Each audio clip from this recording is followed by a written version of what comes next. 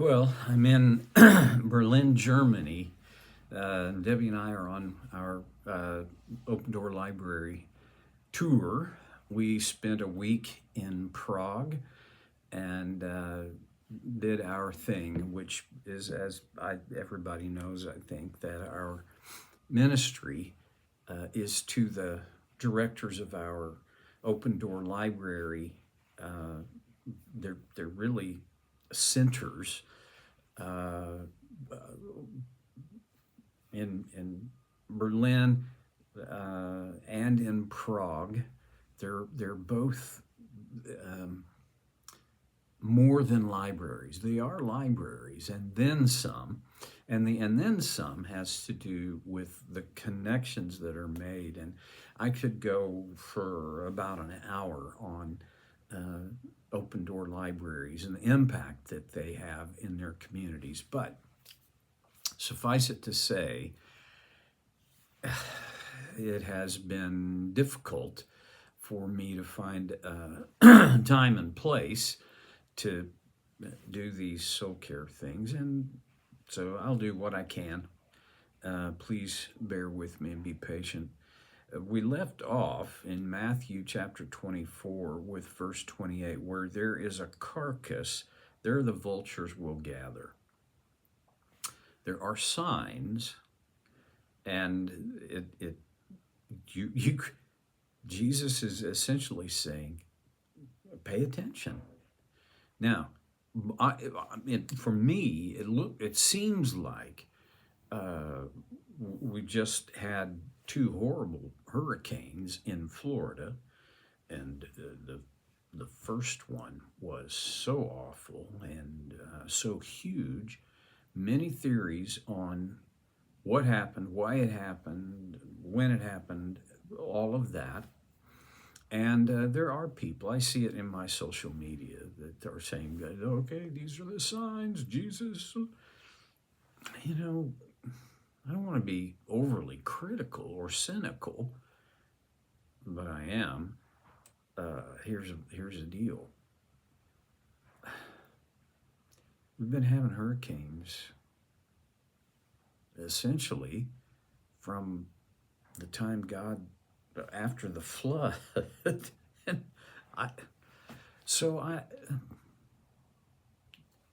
hurricanes and tornadoes and the unrest in the Middle East and all of these things, I get it.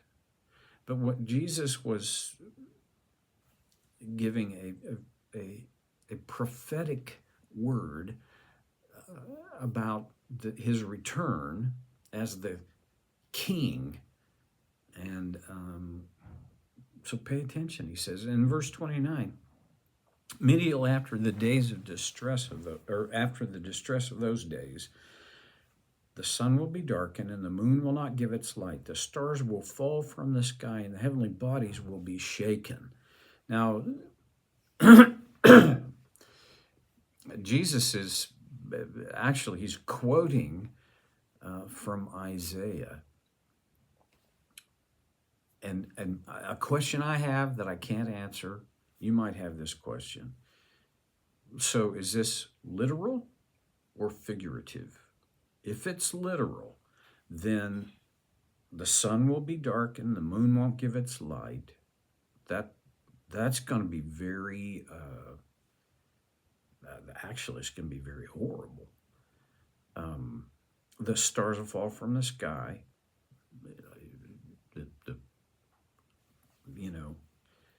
It's not a meteor shower. I mean, these are actual stars. Okay, heavenly bodies will be shaken. If this is a literal thing, there's no way it can be missed. And it could be a literal thing. Could also be a figurative thing.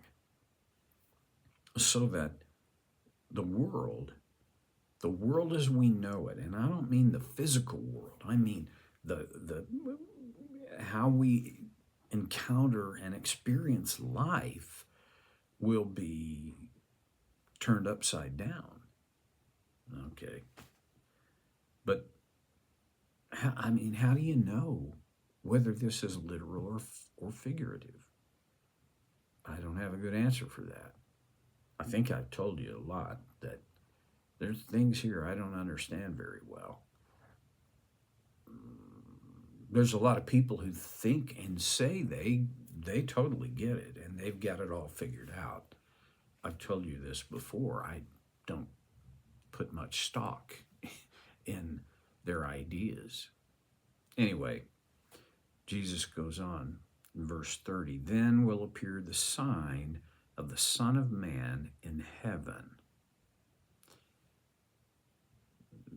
Is that Jesus' actual return?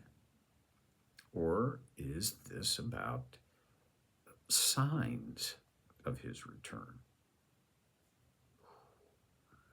I don't know. I'm going to suggest that of the things I don't know, one of the things I do know is that, and I think what Jesus is saying is, I'm going to return. Don't think I'm not coming back, because I am. Then will appear the sign of the Son of Man in heaven. And there are a lot of people that leave out the sign of the Son of Man. They just say, then will appear the Son of Man in heaven. That's interesting. In heaven, the heavens. And all the people of the earth will mourn when they see the Son of Man coming on the clouds of heaven with power and great glory. And now we get a glimpse into the idea that, okay, he's talking about his return. Well, why will the people on earth be mourning? Well, I can just give you my opinion. I think they're going to be mourning because their system, everything that they have put together so that they can get the world in the order that they want it and make it do what they want it.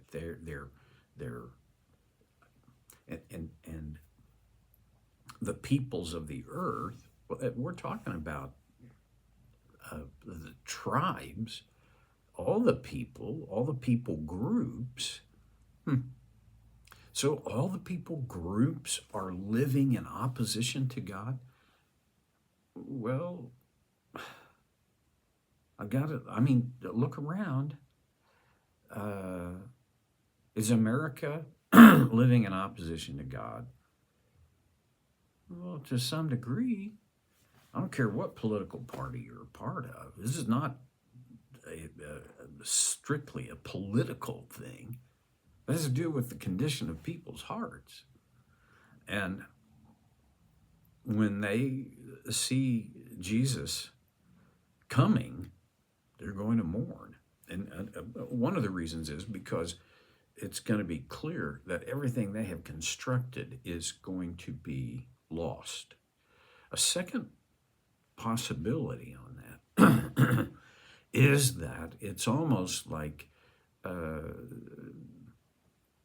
people on earth are going to say, oh my, so he is coming back. So he is who he said he was. So there is a God, and it is going to end. And all right. Verse 31, and he will send his angels with a loud trumpet call. Again, there's no secret to this.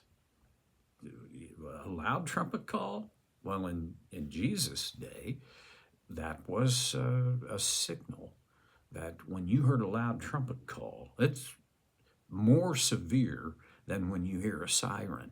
But he'll send his angels with a loud trumpet call, and they will gather his elect from the four winds, from one end of the heavens to the other.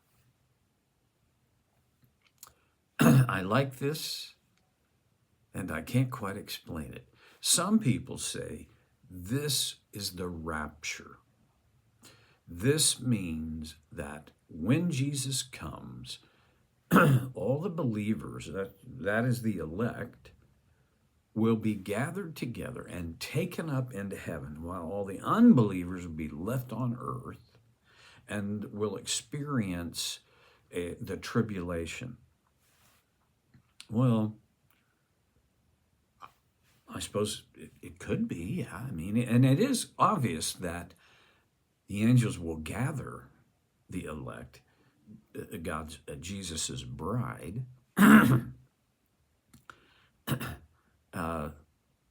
But in its full context, this is at his return, at the end. So I'm, excuse me, pardon me. I grew up in the belief, it's called premillennialism, and that there would be a rapture. People will be left behind, and if you're not right with God, you are gonna be left behind. And to be honest, I think that's a very real possibility. But on the other hand, my other awareness is that Jesus didn't quite say that. He did say he was coming and his angels would gather his people. So if I see an application on this, here's what I see.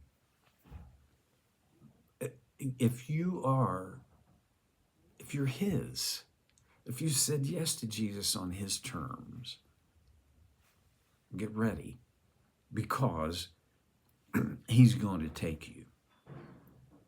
There are several possibilities beyond that, but that's the central thing. Okay. And then he goes on in verse 32. Now learn this lesson from the fig tree. As soon as it's... Hello? Yes? Minibar? Not yet. It's okay? Oh? Go away. Ah. Sorry. Please. As soon as it's 12... Now, that kind of interrupted my thought. That's the housekeeping. I was kind of rude there. My apologies. Verse 32. Now learn this lesson from the fig tree. As soon as its twigs get tender and its leaves come out, you know that summer is near. Even so, when you see all these things, you know that another possible translation there is, he is near, right at the door. So what's he saying? Pay attention. There will be signs. So pay attention. And then he says, truly, I tell you, this generation will certainly not pass away until all these things have happened. Well, wait a minute. That was 2,000 years ago. Now,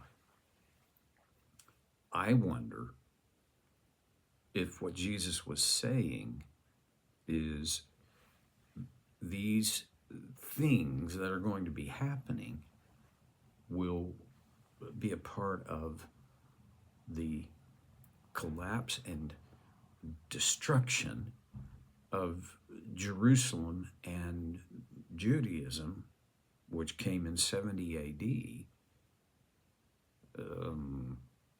and this generation who were alive as Jesus spoke these things, they witnessed this, they experienced this. Okay, but what about the angels coming and gathering the elect from the four corners? That hasn't happened yet. He goes on to say, heaven and earth will pass away, but my words will never pass away. And the meaning for that is, count on it. Count on it. Because when I give you my word, you can count on it. I've raised more questions than I've answered today. I'll try to do better next time on So Care with Stevie Boy.